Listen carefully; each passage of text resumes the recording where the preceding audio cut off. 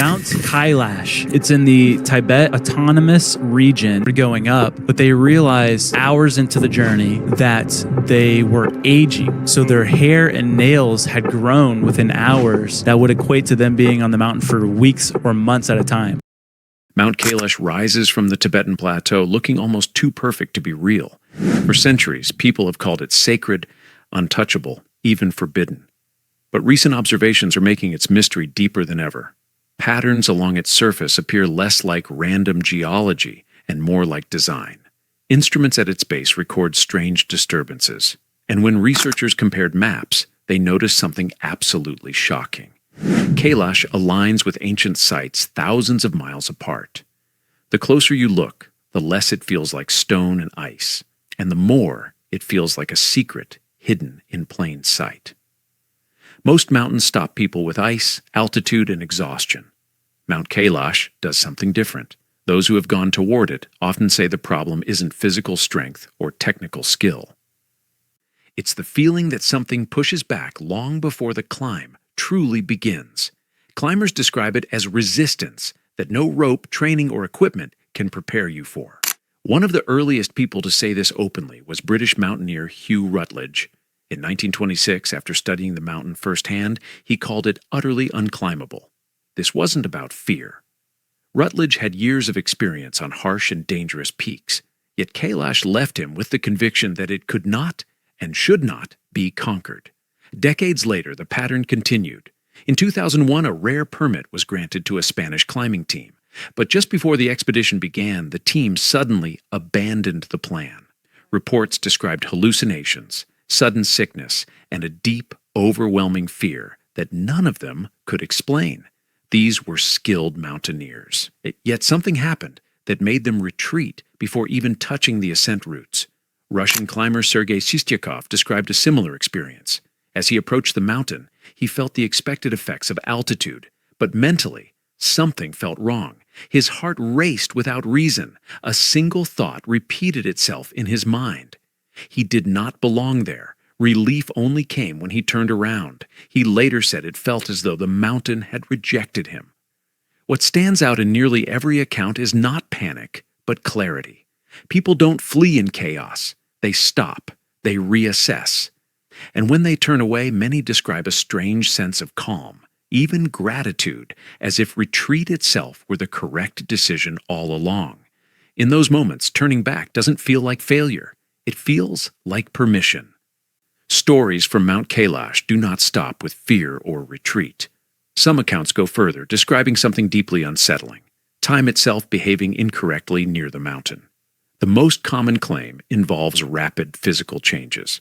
Members of a Russian scientific expedition in the late 1990s reported encountering Siberian climbers who returned from the slopes looking drastically older than when they left. Hair that had been dark turned gray within days. Beards and fingernails appeared longer than should have been possible. Faces showed deep lines and sagging skin, as if years had passed instead of hours. Normally, the human body cannot change this way. Hair growth follows predictable cycles. Aging is cumulative, not sudden. That is what makes these accounts so disturbing. Observers insisted these changes were not subtle. Some of the individuals who reported the most extreme aging did not live long afterward. Within a few years, they died of conditions associated with advanced age, despite having been young and healthy before their trip. There was only the shared detail of time spent near the mountain. What makes the idea more unsettling is how locals speak of the area. Tibetan traditions warn that Mount Kailash exists outside ordinary time. Pilgrims believe that a single circuit around its base can erase a lifetime of wrongdoing. In this belief, time near the mountain does not flow normally. It accelerates, compresses, or transforms. Whether these stories describe physical change, psychological stress, or something stranger remains unknown. What is clear is that those who return often describe a sense that something was taken from them. Not energy, not health, but time. The first signs are often small. Compasses, the most basic tools in navigation, stop behaving predictably. Trekkers have reported needles spinning without settling, pointing nowhere meaningful.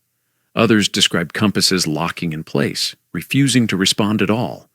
In a landscape where landmarks repeat and weather shifts quickly, that loss of orientation is more than an inconvenience. It removes certainty. Higher above the mountain, the pattern continues.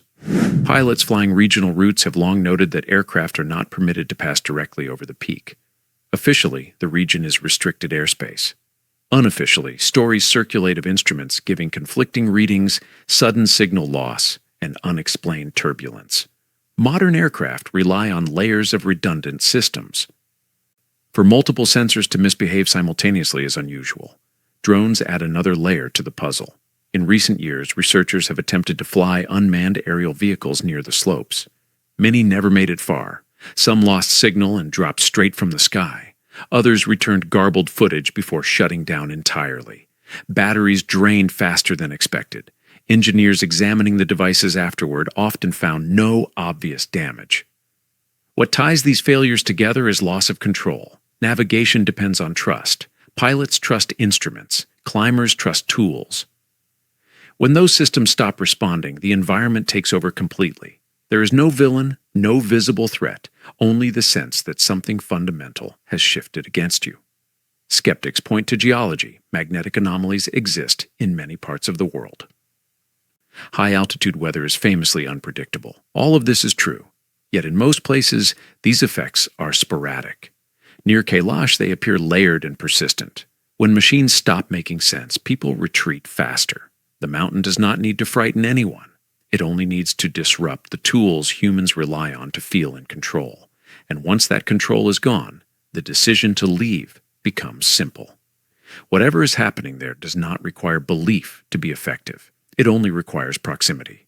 The closer you get, the stronger the effect becomes. Not through force, but through quiet insistence that some boundaries are not meant to be crossed. The mountain offers no explanation, no warning sign, no dramatic confrontation. It simply makes continuation feel impossible. And in that impossibility, people find clarity. They turn around not in defeat, but in acceptance, as if the mountain has spoken without words, and the only reasonable response is to listen. This pattern has repeated for centuries across cultures, languages, and belief systems. The message remains consistent. Some places exist to remind us that not everything is meant to be conquered, explored, or understood. And perhaps that reminder is itself the mountain's purpose. Lake Manasaravar is calm, fresh, and reflective. Even at extreme altitude, when other waters lock into ice, Manasaravar resists freezing. Beside it lies Rakshastal, restless and saline. Its water constantly disturbed as if something below refuses stillness. Travelers say standing between them feels like stepping across an unseen boundary. At night, the calm lake becomes stranger. Witnesses describe small points of light crossing the surface, drifting independently rather than reflecting stars. The water itself changes color from day to day, moving through blues, greens, and occasional red hues. Paths around the lakes add to the unease. Pilgrims walking the ritual circuit speak of trails fading and reappearing. The land offers no clear mistake, no collapse or erosion, only a quiet refusal to remain consistent.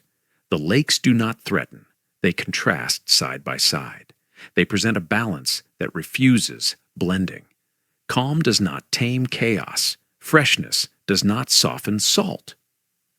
Whatever rules govern this place allow contradiction to exist without resolution. Up close, Mount Kailash feels solid, heavy, undeniably real. But from a distance, its shape raises questions that refuse to settle.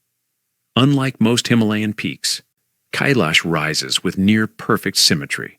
4 steep faces descend toward the cardinal directions, forming clean edges that look measured rather than worn. In a range shaped by violent tectonic forces and relentless erosion, this kind of order feels unusual. The Matterhorn in Switzerland and Alpamayo in Peru are also sharply shaped, but their symmetry breaks down when examined closely.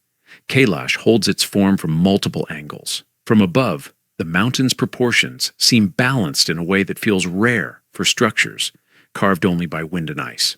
Geologists counter with an explanation. Glaciers carve from multiple directions, producing pyramidal peaks. Symmetry can occur naturally under specific conditions, yet even these explanations acknowledge rarity.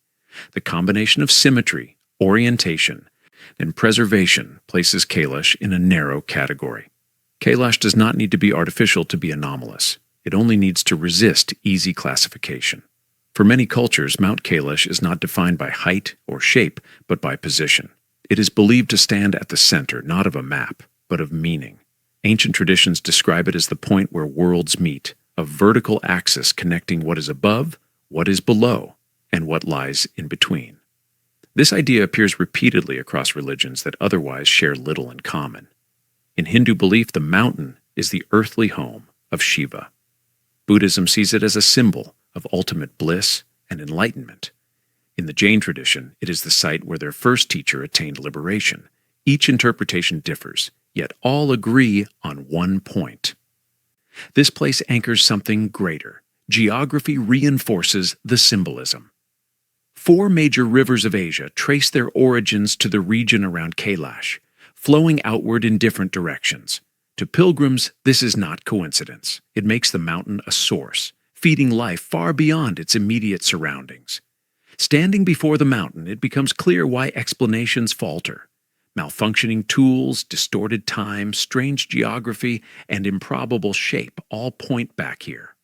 Not to a single cause, but to a shared intuition. This place marks a boundary, not one enforced loudly, but one quietly respected. The mountain does not demand belief. It only persists, unmoved while everything else circles around it. Mount Kailash has revealed just enough to remind us how little we truly understand. So here's the question for you. Is Mount Kailash simply a natural wonder shaped by coincidence and culture, or is something deeper happening there? Let me know what you think in the comments below. And subscribe, because we'll be uploading more stories like this one in the coming weeks.